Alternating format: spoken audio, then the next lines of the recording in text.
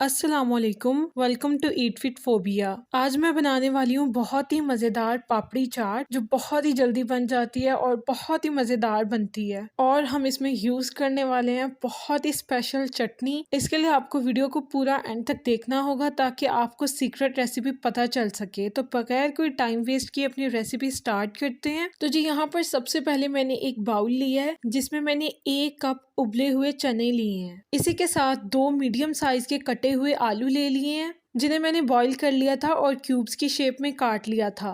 तो आलूओं को इस बाउल में ऐड कर देंगे। 2 मीडियम साइज के कटे हुए टमाटर ऐड कर देंगे और 1 बड़े साइज का कटा हुआ प्याज ऐड कर देंगे और 2 कटी हुई हरी मिर्च ऐड कर दी हैं। तो यहाँ पर इसे अच्छे से मिक्स कर लेंगे। ये देखें जी, ये सारे इंग्रेडिएंट अच्छे से मिक्स हो गए हैं और इसी के साथ सबसे एंड में हम ऐड करने वाले हैं हमारा सबसे सीक्रेट इंग्रेडिएंट जो कि है इमली की चटनी। आप यकीन करें कि आप इसके बगैर बनाकर देखें और एक दफ़ा इसके साथ बनाकर देखें तो आपको खुद अंदाज़ा होगा कि कितना ज़्यादा फ़र्क है टेस्ट में जब आप इसे ऐड करेंगे। जो इमली की चटनी का खट्टा मीठा सा इसमें से टेस्ट आएगा वो इतना ज़बरदस्त लगता है और वो सबको इतना ज़्यादा पसंद आएगा कि आप सोच नहीं सकते। तो इमली की चटनी कैसे बनाते हैं इसकी रेसिपी मैं पहले अपने चैनल पर शेयर कर चुकी हूँ जिसका लिंक मैं डिस्क्रिप्शन में दे दूंगी और यहाँ ऊपर भी आप आई बटन में भी देख सकते हैं। तो वहां पर जाके आप देख सकते हैं कि इमली की चटनी कैसे बनानी है। इमली की चटनी मैंने तकरीबन 2 to 3 टेबलस्पून लिए हैं, बाकी आप अपने टेस्ट के हिसाब से भी ले सकते हैं। और यहाँ पर 2 टेबलस्पून मैंने लेमन जूस के ऐड कर दिए हैं। ये लेमन जूस मैंने फ्रीज करके रखा हुआ है। तो इसे फ्रीज करके कैसे रखना है ये रेसिपी मैं अपने चैनल पर शेयर कर चुकी हूँ जिसका लिंक मैं डिस्क्रिप्शन में दे दूंगी। तो अभी इसे अच्छे से मिक्स कर लेंगे